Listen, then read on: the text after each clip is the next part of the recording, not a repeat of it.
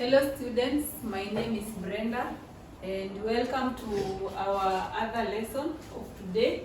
And today we are going to look at the entrepreneurship and communication on the topical questions. And we will start with the topic 1, whereby we learned of the introduction to entrepreneurship.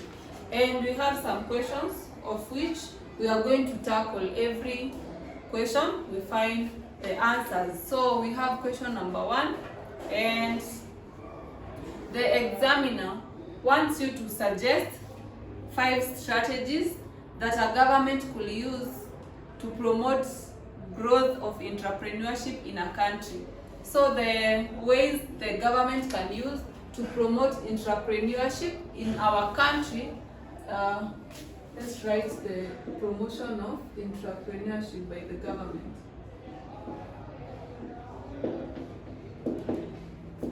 Entrepreneurship.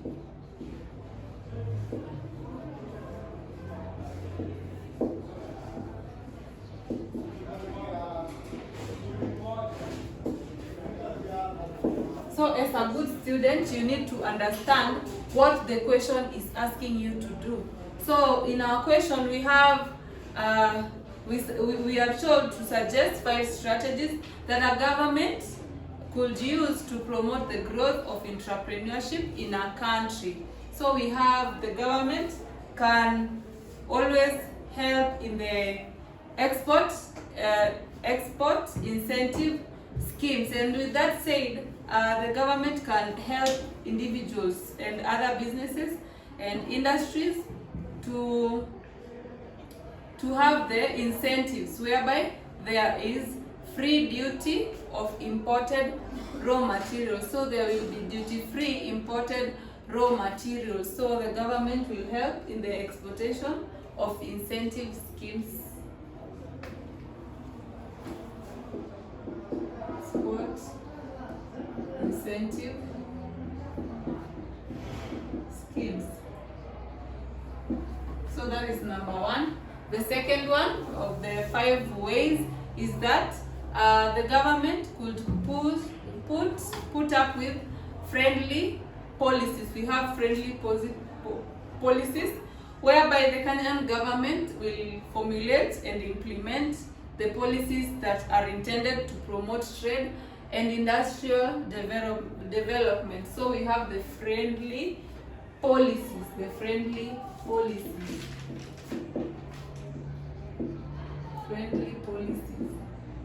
So from the government, they will meet other nations in the friendly policies to promote the entrepreneurship of our businesses, So the government will put up with the friendly policies with other nations to assist in the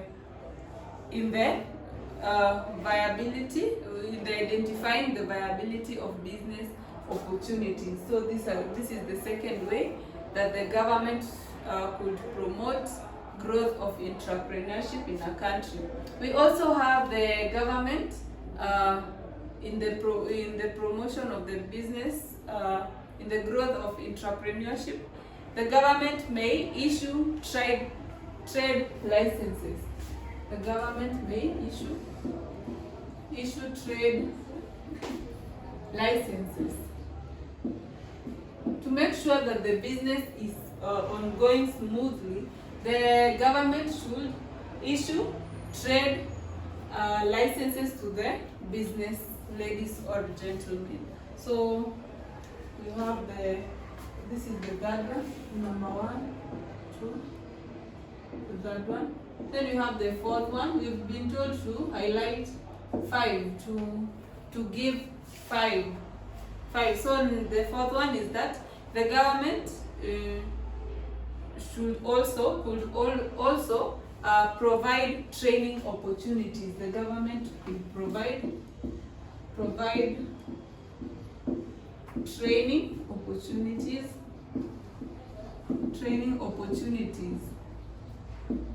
So the government might come up with this idea whereby every entrepreneur will be given a chance to engage in a training, so that they know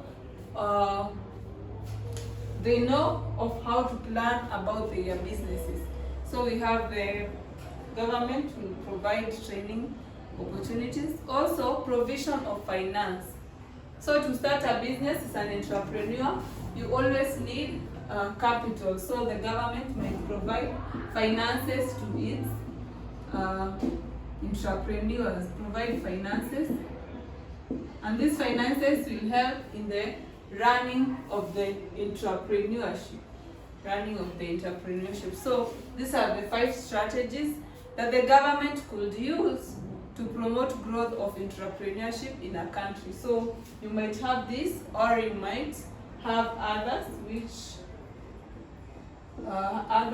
which the government might use. So as a good student, you should always do your research.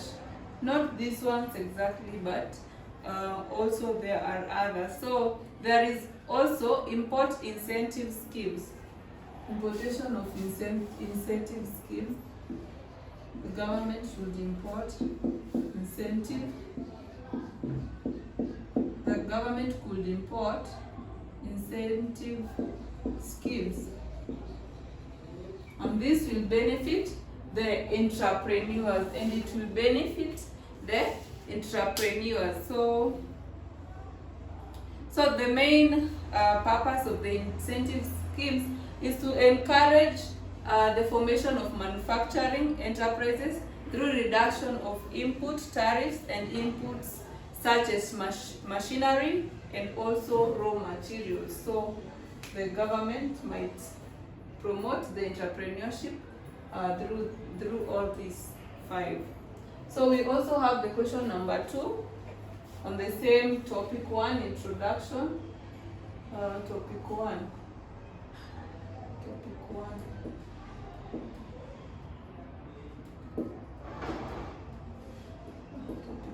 There.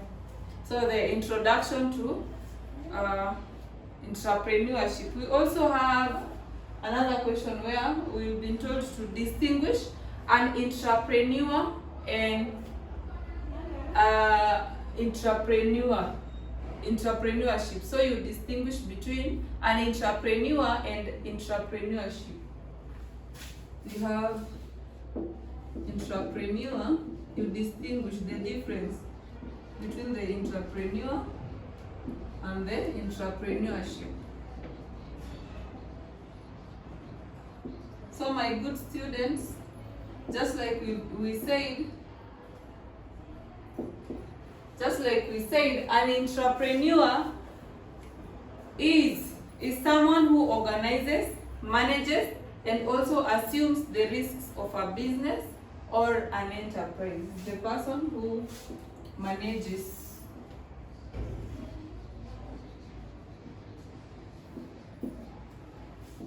the risks of a business enterprise. So this is an entrepreneur, just like we said on our introduction lesson, is that an entrepreneur is someone who organizes, manages, and assumes the risks of a business or an enterprise.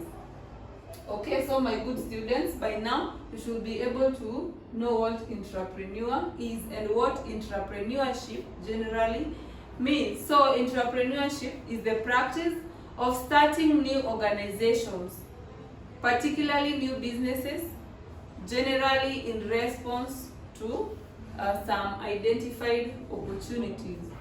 So entrepreneurship is the practice of starting new organizations or new businesses. So entrepreneurship is the practice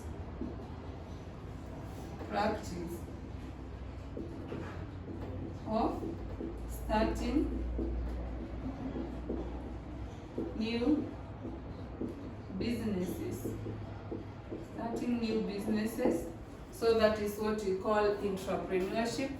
We also have question number 3, where we've been told to highlight 5 roles. We highlight 5 roles of trade associations in promoting businesses in a nation. So we highlight the roles of trade associations in promoting business activities in a nation. So the roles of trade associations. Okay, so we are going to look at the roles of trade associations in promoting the business activities in a nation. So number 1, we have trade associations can help to exert appropriate legal, moral, and economic pressures on manufacturers,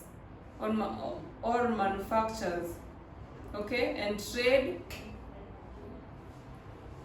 to make them realize their social responsibilities. So that is one role of trade association. The trade associations, just like we know, a trade association is an organization, okay, in the same trade formed to further their collective interest, especially in negotiating with the governments and also the trade unions. So the trade unions contains many different nations whereby they come together to perform the trade activities. They perform the buying and selling activities. So the roles of those trade associations, number 1, just like we've said, is that they help exert appropriate legal, moral, and economic pressures. Okay, so my good students, with that said, you should be able to identify those roles. We also have the trade associations can also serve as a promoter and forum for consumers' rights and impressing upon business as its social obligations to provide a higher quality standards of products and services. So with the trade associations, the businesses are able to provide the quality goods or quality services to their customers. So with the trade associations also, they have a role in promoting corporate social responsibility as a positive force of social development, particularly with the reference to business ethics and consumers or consumerism. Okay, so my good students, with the trade associations, we are able to promote corporate social responsibility. Okay, so also another role of the trade associations is also the trade associations represents their members. So let's say our Kenyan member has gone to represent us in a particular country, let's say South Africa. So with that in mind, that he is going to present his country with in the trade associations, that might help in the roles of promoting the business activities in our nation, which is Kenya. So we also have another role is that providing services to its members. Another role of trade associations also, they provide services to their members. Okay, so the trade associations between countries, they provide, let's say we need oil, and we need to get it from South Africa. So through the trade associations, we are able to get our product. So the trade associations provide services to their members. We also have another question. On the same topic. We have describe the following types of entrepreneurs. My good students, we talked about the types of entrepreneurs that we have, the types of entrepreneurs, the types of people, someone who manages the business, the types of entrepreneurs that we have,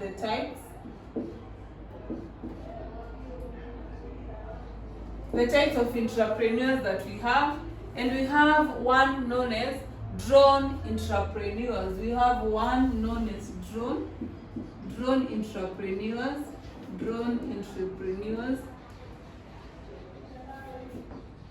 So in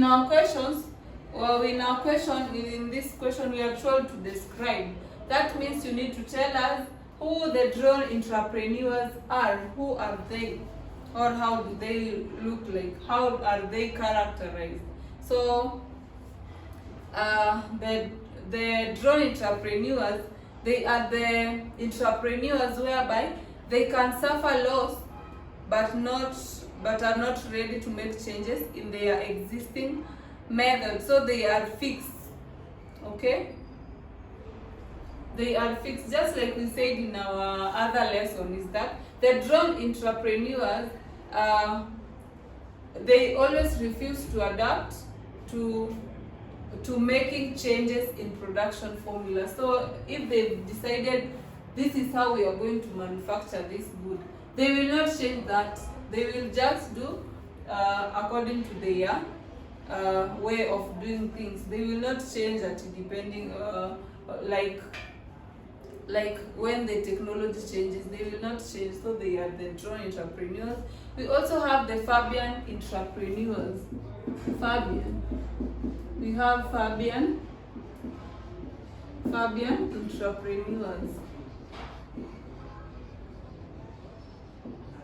entrepreneurs. And with this said, the Fabian entrepreneurs, they are the entrepreneurs whereby in their approach, okay, adapting or innovating new technology in their enterprises. So the Fabian entrepreneurs, they are the one who adapt to changes.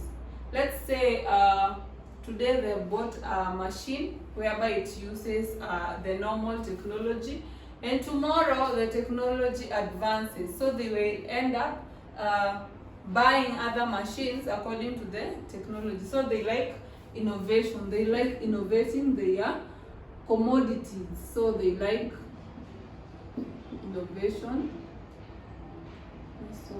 They like innovation, so they change with the changes in the system. This one, they refuse to go with the changes.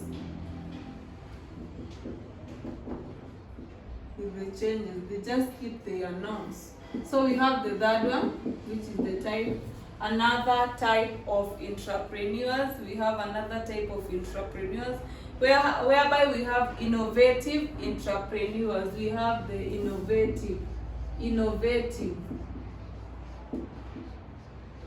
Innovative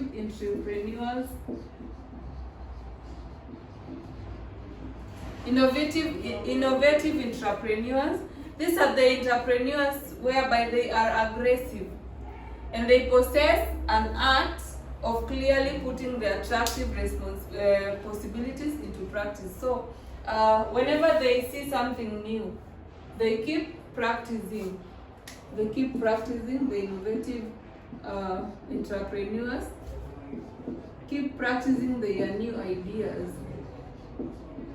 until they perfect. So they keep practicing.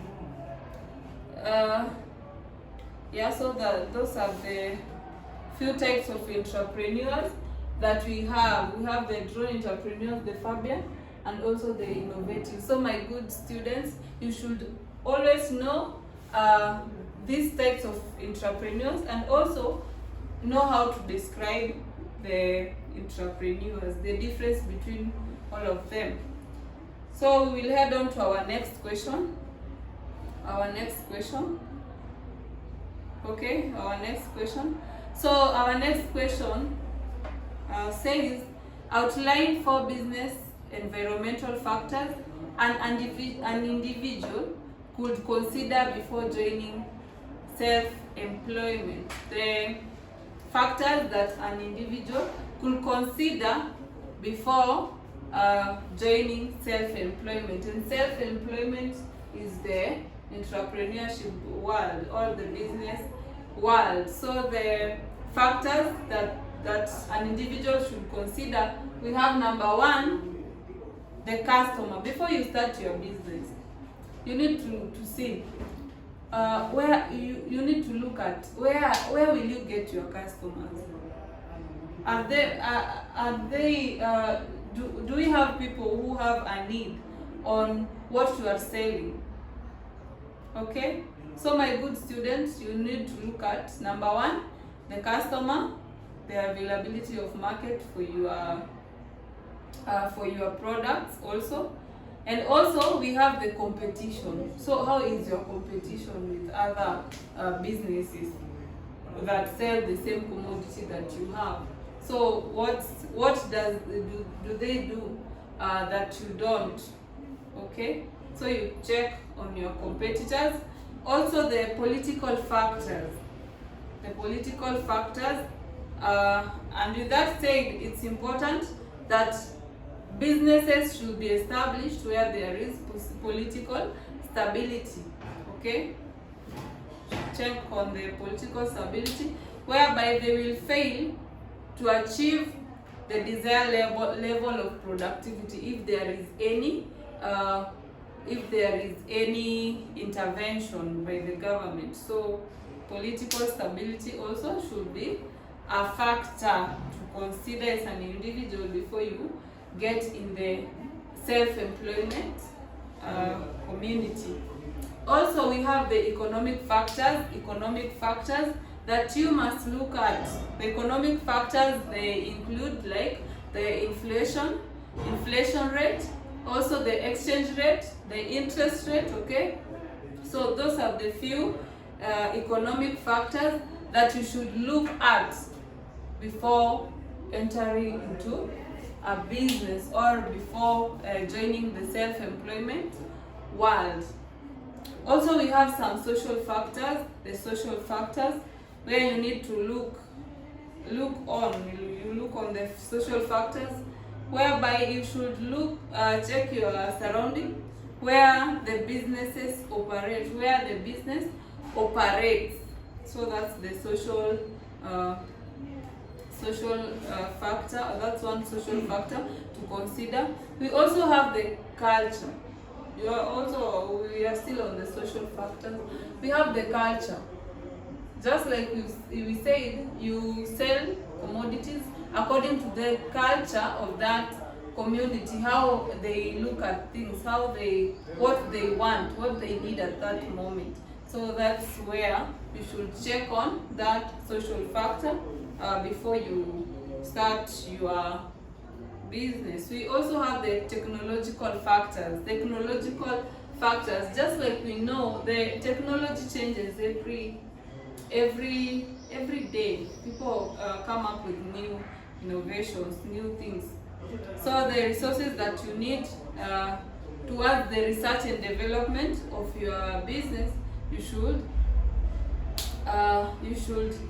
try to gauge where you will put your technology. Okay, so my good students, we have that. The technology will also assist you in the production of goods and services. Also we should check on the environmental factors. So our consumers today, they prefer to buy goods from businesses whose products and services are environment friendly.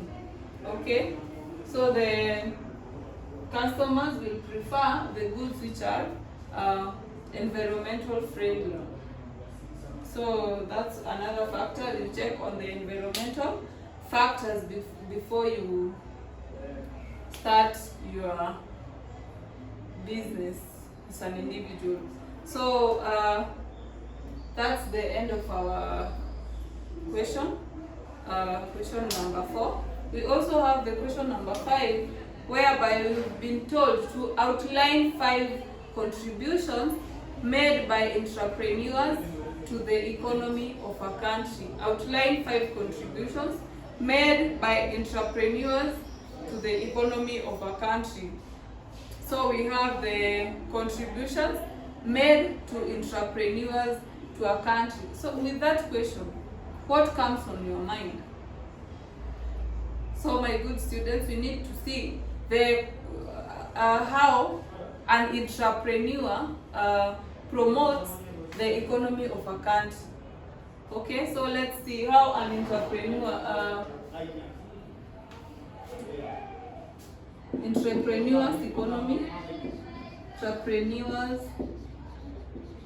economy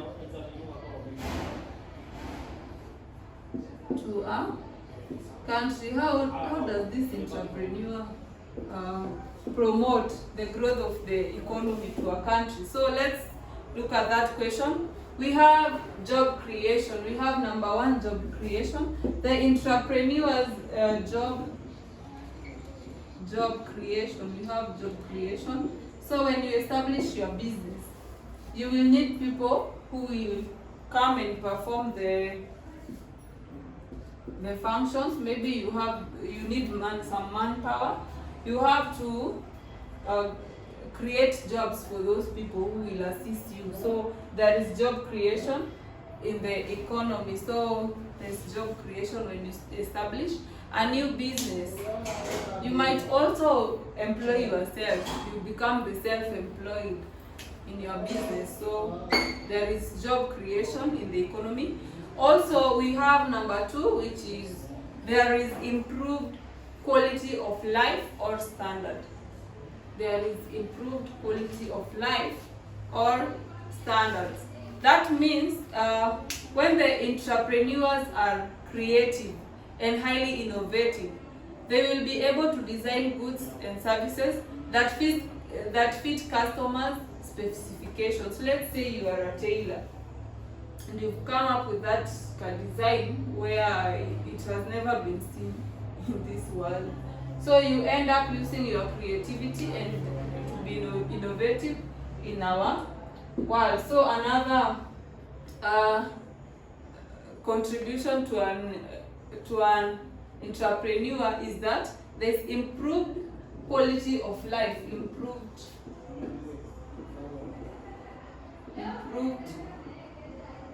quality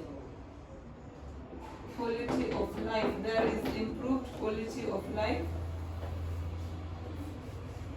Yeah. So number two, there is improved quality of life and standard of people. The standard of people changes. The standard of people changes from the improved life. So we also have another entrepreneurs contribution to the economy is that the entrepreneurs adds to national income. There is adds to national income. So number three, adds to national income. Adds to national income. So another economic contribution is that it adds to national income. And with that said, that means that entrepreneurs generate a lot of income from their businesses, locally and overseas.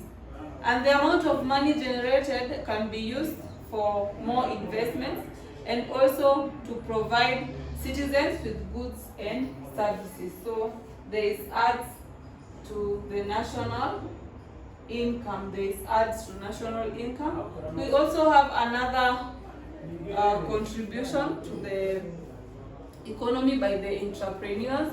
We have there is even distribution of income. There is even distribution of income, and with that said, entrepreneurs are spread out to all parts of the nation because it is the business opportunities that guide them. So with the creativity and the innovativeness from the entrepreneurs, they are readily able to spread to different parts of the country. Let's say we are making jewelry and we realize that let's say in Somali or in our county, which is let's say Wajir, there is a lot of mines there. So we will head on to that place to manufacture our gold jewelry. So we will head on to the place where we get the raw materials at ease. So we will head on there, and with that said, the contribution is that there is even distribution of income. Okay, so another contribution of the entrepreneurs is that it brings new technology in production. So the entrepreneurs always with their creativity and innovation. The entrepreneurs devise different methods of production and also provision of services. With that said, they bring the new technology, or the technology becomes advanced and more production is made. Also, another contribution of the entrepreneurs is that it increases investments. So when entrepreneurs go and establish their businesses, whenever they receive more customers, they may end up using their money to whatever they get in exchange to invest. And with that said, it increases the investments. Also, there is increase in government revenues when the entrepreneurs, they give out tax from their business. They give out tax, so there is increases, and that is increases the government revenue. So with that said, my good students, you have some of the questions here, and we will go ahead and answer them. So we have another question. We are asked that we should suggest 4 reasons why entrepreneurs maintain business records. So as an entrepreneur, why do you maintain business records? You sell something, you keep the receipt book with you, you keep the records. So let's see, the entrepreneurs maintain business records. The reasons, let's write. A good students, let's write the reasons why entrepreneurs maintain records. Why should you keep your records safe? It's an entrepreneur.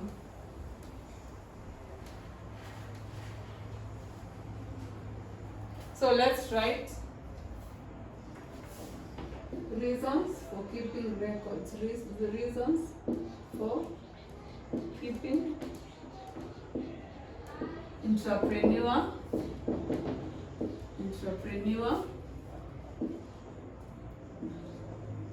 records.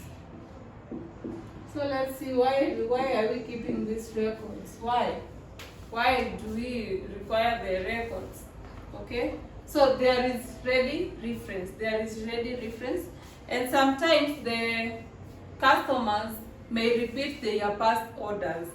Okay, so with your bookkeeping, the record keeping helps in the finding their previous letters and re-executing the orders. So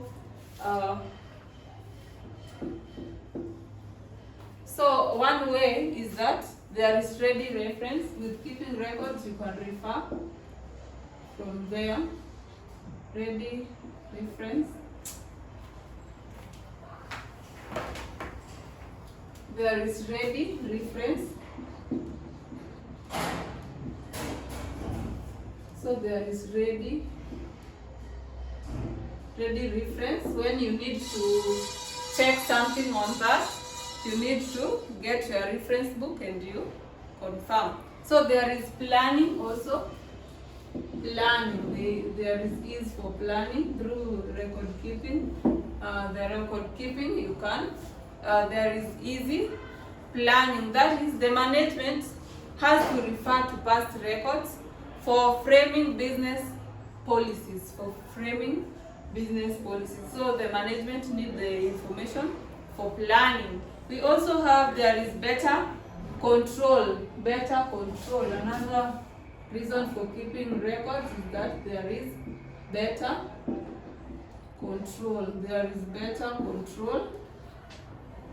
better control, and that means the records help to control various operations in the organizations.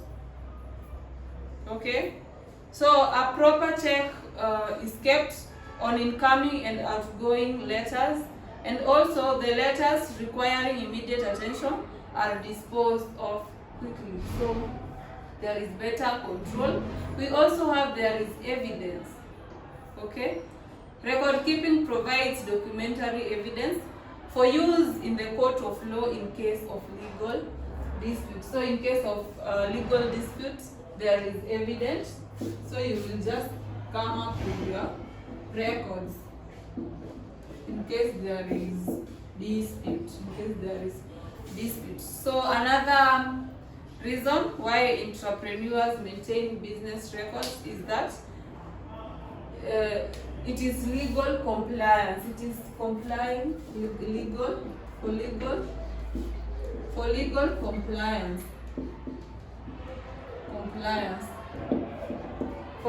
compliance.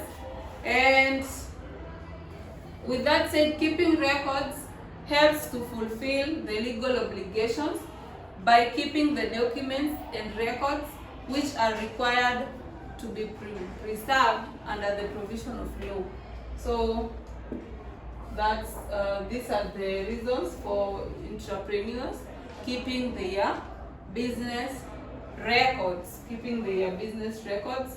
We will head on to another question whereby we've been asked to the factors that might lead to failure of a business plan. So why do business plans fail? Why do they fail? So we are going to see what causes the business plan to fail. The factors that might lead to failure of business plan. Factors leading to failure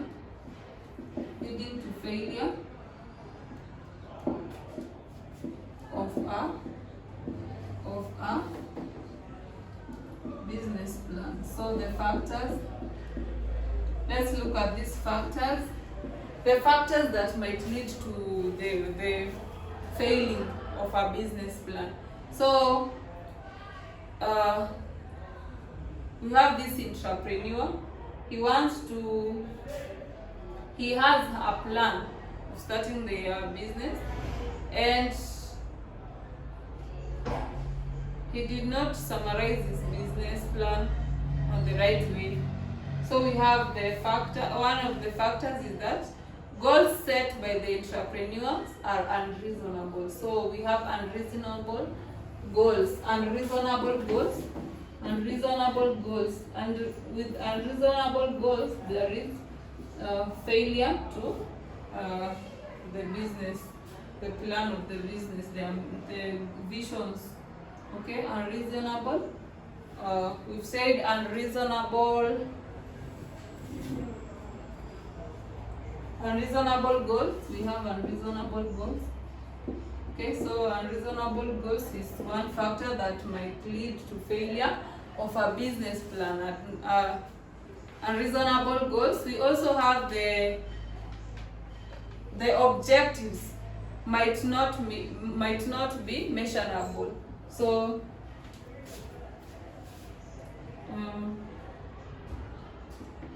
objectives might not be measurable. So he did not see to it how the objectives will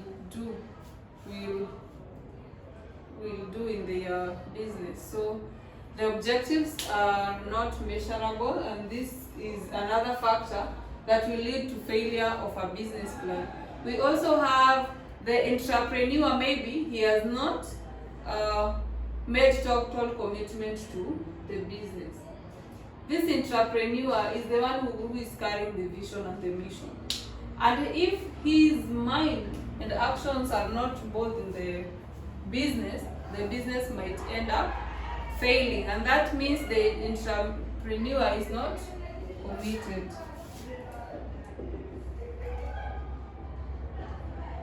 We say uncommitment of the entrepreneur, entry. entrepreneur. Yeah. The uncommitment of the entrepreneur may also cause the business plan to fail. We also have the lack of resources. Lack of resources may make the business to fail. Lack of resources, my good students. The business will fail due to lack of resources. So there's also another factor which might lead to the failure of a business plan. We have the customer. The customer need was established for the proposed product, the other factor is that no customer need was established for the proposed product or service. So when you are selling a product and you have no customer needs it, so you will end up closing your business. The business will fail, whereby there is no customer needs. The needs of a customer are not met with the product that you are selling. The business may end up failing. So we will look at the functions of an entrepreneur as a decision maker. So what does an entrepreneur do as a decision maker? What should he do? The functions.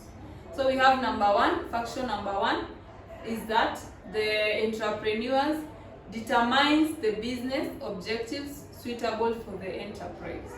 So as an entrepreneur, you are the vision carrier. You carry the vision and the mission of the business. And if you do not carry out your plans well, the business may end up failing. So one function of you as an entrepreneur is that you need to determine the objectives suitable for the enterprise. Okay? So my good students, you should just keep that in mind. We also have another function whereby the entrepreneur develops an organization and creates an atmosphere for maintaining a cordial relationship with the subordinates. So the entrepreneur develops an organization and creates a good atmosphere. Okay? So to relate well with your colleagues, the workers, and also the customer, you need to create that atmosphere as an entrepreneur. Also, as an entrepreneur, you need to have a sense of potential threats or weaknesses to the business. So we have the SWOT. We have the SWOT, which simply means the strength that you have in your business. We also have some weaknesses where you need to work on them. Also the opportunities that you get, and also the threats. So there is this SWOT, the threat. Okay, so you should check on the SWOT, the threat, the SWOT, the strengths, weaknesses, opportunities, and also the threats that come into your business. So that's your function as an entrepreneur. Also, the entrepreneur is the one who decides on ways of security and adequate financial resources for the organization. So you as an entrepreneur, you need to see that your business is secure, and also the resources that you need, they are there at par with the business.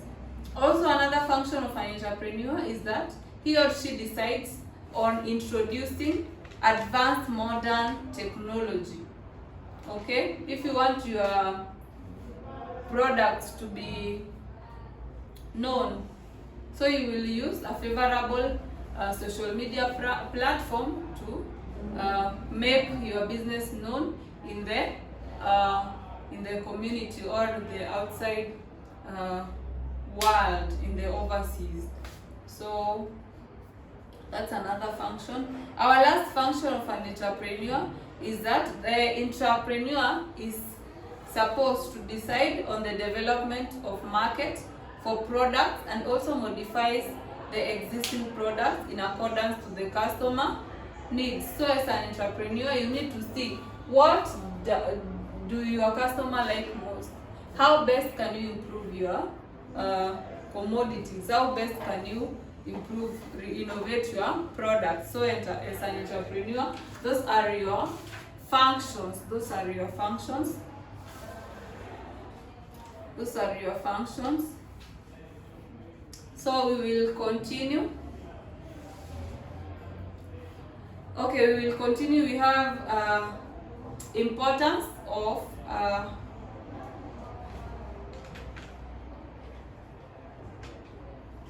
sorry, we will continue with our questions.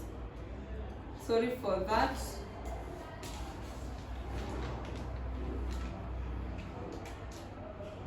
So we have the roles of an entrepreneur in a venture.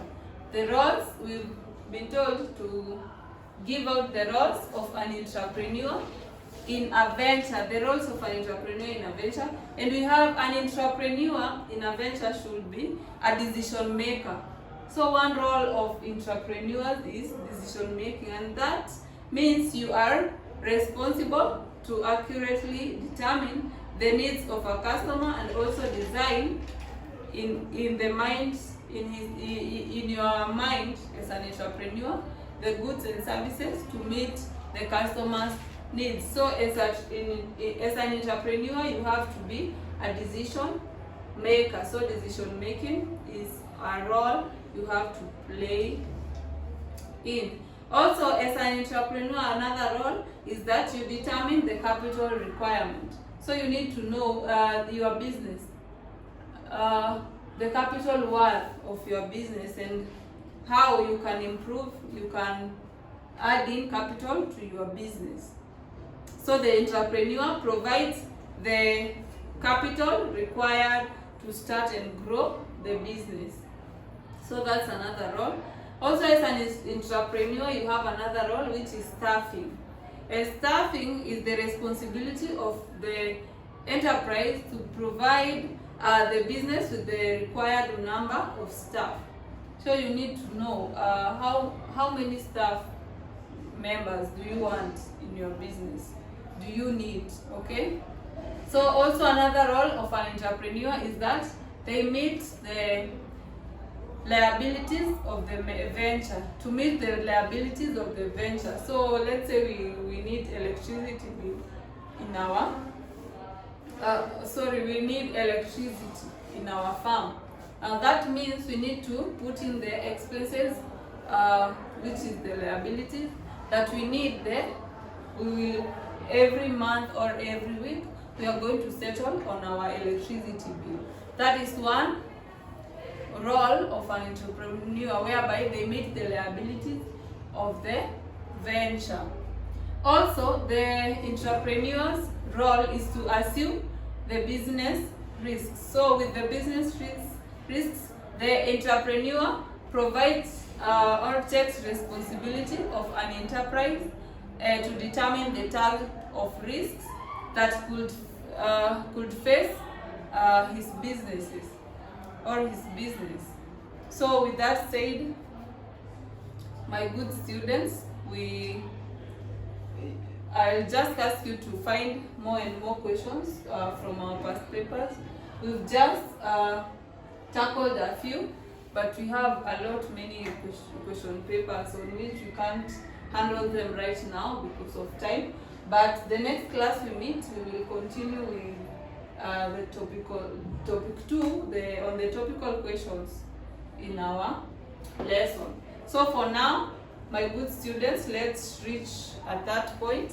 And thank you so much for being part of this class. And let's meet on our other lesson. Bye bye.